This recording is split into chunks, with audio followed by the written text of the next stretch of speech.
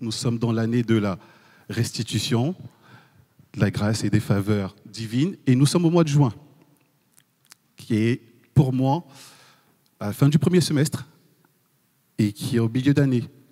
C'est une bonne chose parce que ça nous donne l'opportunité de pouvoir faire un point d'étape sur les différentes résolutions qu'on a prises en début d'année.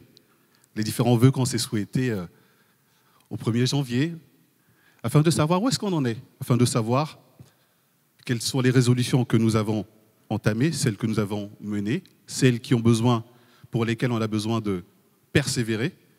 Et effectivement, nous sommes dans la semaine de la persévérance. Après la semaine de la liberté, nous allons voir que, bien aimé, il y a des situations par lesquelles tu peux passer, des situations bloquantes qui peuvent entraîner chez toi un découragement.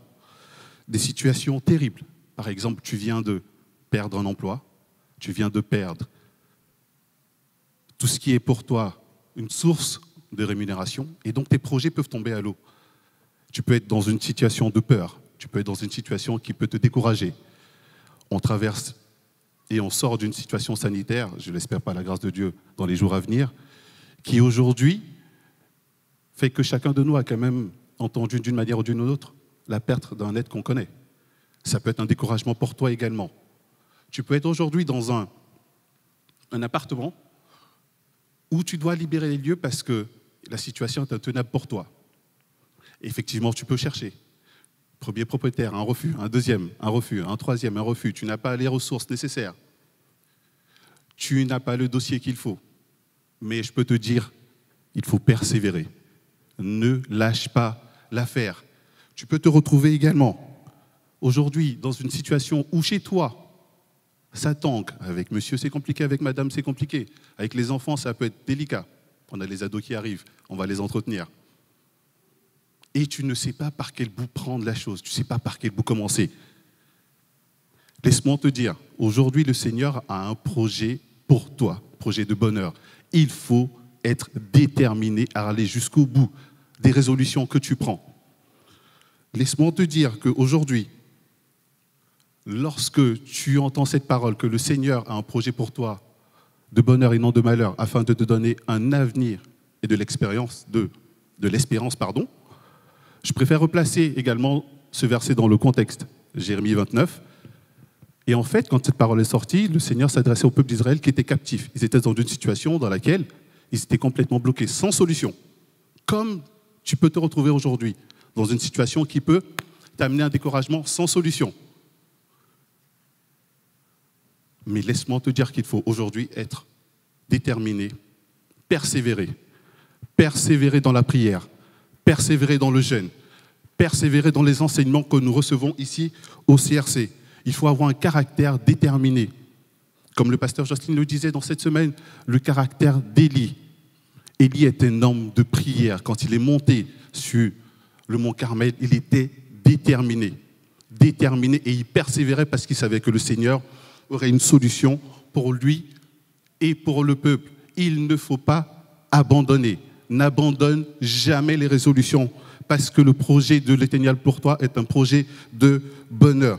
Parfois, on peut se retrouver à dire, devant les situations que le diable nous donne, on peut être épuisé. Mais vous savez quoi ?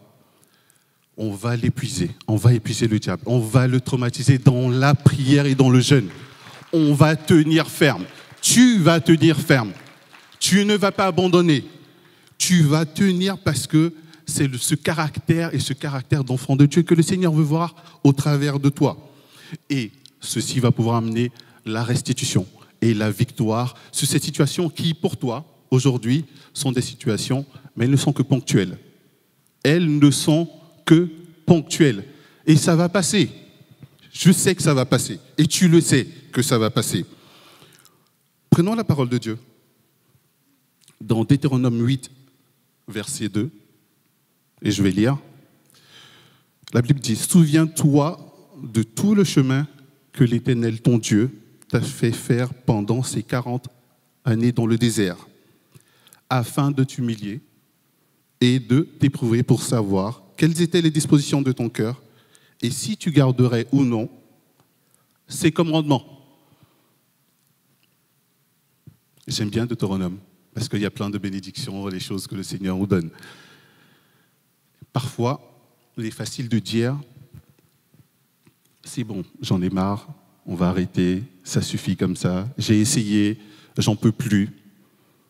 Enough is enough, trop c'est trop. Je m'arrête là, on passe à autre chose. C'est la chose que tu dois éviter parce que un enfant de Dieu est déterminé à aller jusqu'au bout du projet que le Seigneur a prévu pour lui.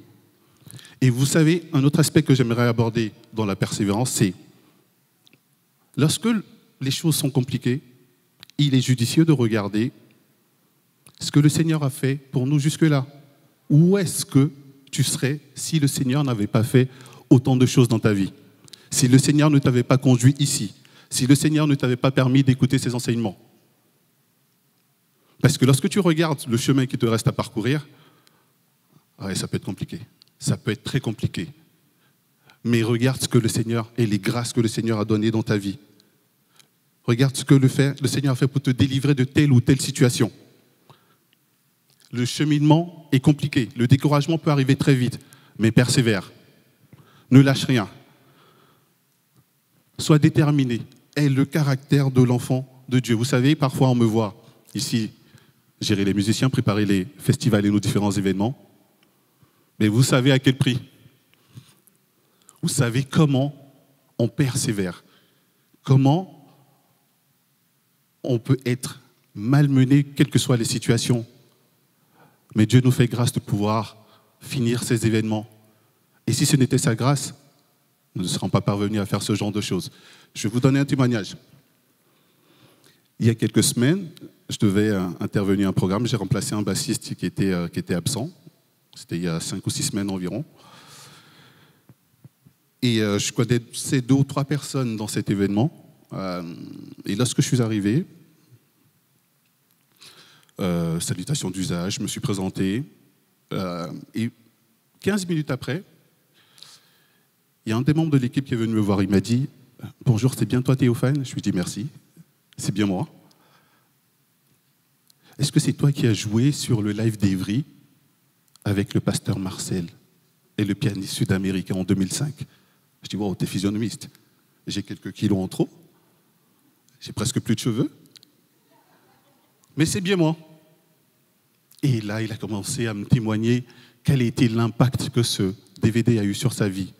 Il a écouté. Il me disait, j'ai écouté, j'ai réécouté. C'était fort. J'ai beaucoup appris en vous regardant. Et ce pianiste sud-américain, waouh, il était magnifique. Le frère Adlan, que je salue d'ailleurs. Alors, s'il savait, laissez-moi vous dire que s'il savait, j'ai failli être viré de ce programme. Clairement. Le directeur musical de l'époque, allé voir la production, le pasteur Marcel et le pasteur David, il lui a dit « Je pense que si vous voulez réussir votre programme, il faut changer de bassiste. Ça ne va pas le faire. » Stupéfaction. Complètement stupéfait. Le pasteur David est venu me voir. « Bon, Théo, là, c'est chaud, là. Là, il va falloir que tu fasses quelque chose. » Il m'a exhorté. Il m'a encouragé à donner ce que j'avais, à bosser. Vous saviez quoi? J'étais encore étudiant. Je travaillais aussi également. Et j'avais des engagements. J'avais 2 jours pour pouvoir produire ce qu'on me demandait. Et vous imaginez ce que ça pouvait... J'aurais pu m'arrêter là. J'aurais pu me dire, en tant que musicien, faire ressortir de l'orgueil. C'est bon. Comme il veut faire sans moi, ben qu'il fasse sans moi. Ils vont se débrouiller. Et repartir. J'ai été touché. Mais avec les encouragements, les paroles, j'ai persévéré. Toi aussi, tu peux persévérer. Aujourd'hui, je suis content d'avoir ce genre de témoignage. Il a été impacté. Merci Seigneur. Mais je sais à quel prix. Et vous-même, vous savez à quel prix vous pouvez vous retrouver dans des situations qui vous éprouvent. Mais le Seigneur ne permet aucune situation que tu ne peux surmonter, n'est-ce pas? Aucune situation que tu ne peux traverser. Et s'il a fait pour moi, dans plusieurs domaines, j'ai traversé des déserts. Tu peux traverser un désert en ce moment. Tu peux traverser des situations, et comme je l'ai dit, elles sont peut-être dures, mais persévère. Persévère dans la prière. Aie le caractère d'Élie, déterminé. Et le caractère de cette veuve, dans Luc 18, à partir du verset 2, qui savait qu'il y avait un juge qui passait, elle a insisté, elle a persévéré jusqu'à ce que le juge lui donne justice. Il lui a même dit, je vais libérer cette femme afin qu'elle arrête de m'importuner.